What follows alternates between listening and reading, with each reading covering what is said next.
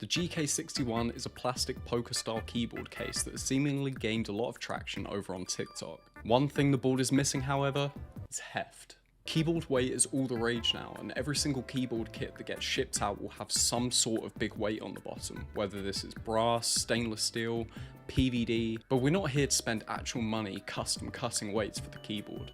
Oh no, we're going to use something that everybody has access to in their home.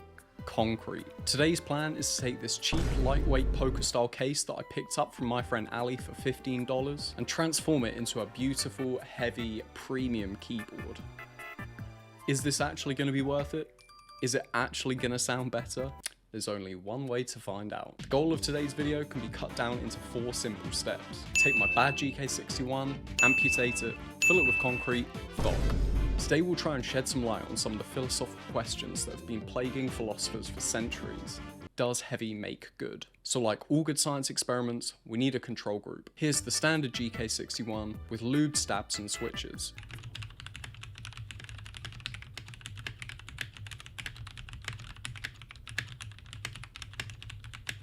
It's shit. Now the real fun begins. First, I'm going to attempt to make this baby shine by evening out this uneven sound signature that you're hearing across the key presses.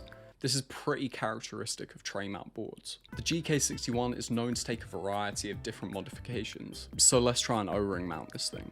To be able to successfully friction fit the PCB into the case, we need to remove the standoffs. This will take out the stiffness of the board and should overall help produce a more even sound signature across all of the key presses.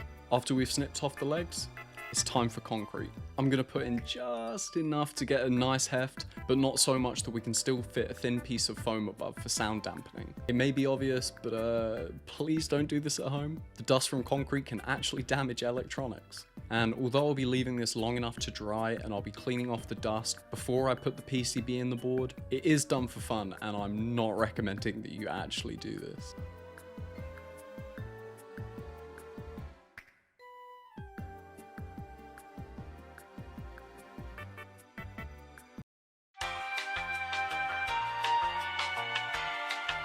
So remember when I said, but not so much that we can still fit a thin piece of foam above for sound dampening. Turns out I got trigger happy with the concrete. The solution?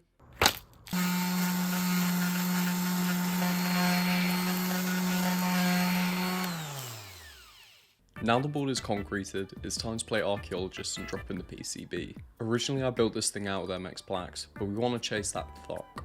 To do this, we're going to utilise the long pole goodness of the tungsten switches and combine them with the polycarbonate plate. The tungsten switches are an Owlab designed JWK manufactured linear switch. They have a nylon top, nylon bottom and a long boy pond stem. This magic trick sucks. Once we've got our O-rings sitting between the plate and the PCB, it's time to drop it into the case. Now everything's in, it's time for the keycaps. Like the first build, I'm going to go with GMK Modo 2 Mist for that good colour coordination. This set was the sole reason I wanted to get a Tiffany case for this build, and I really don't think it disappointed. So let's see how this sounds.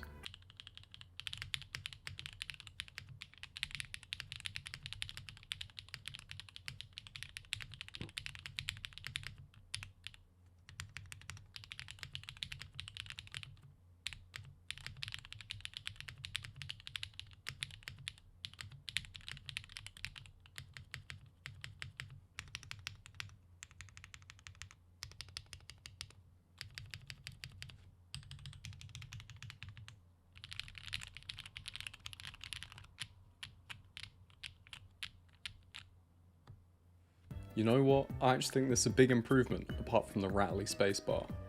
I hope you've enjoyed today's video. If you have, make sure to subscribe and leave a like down below. See you nerds.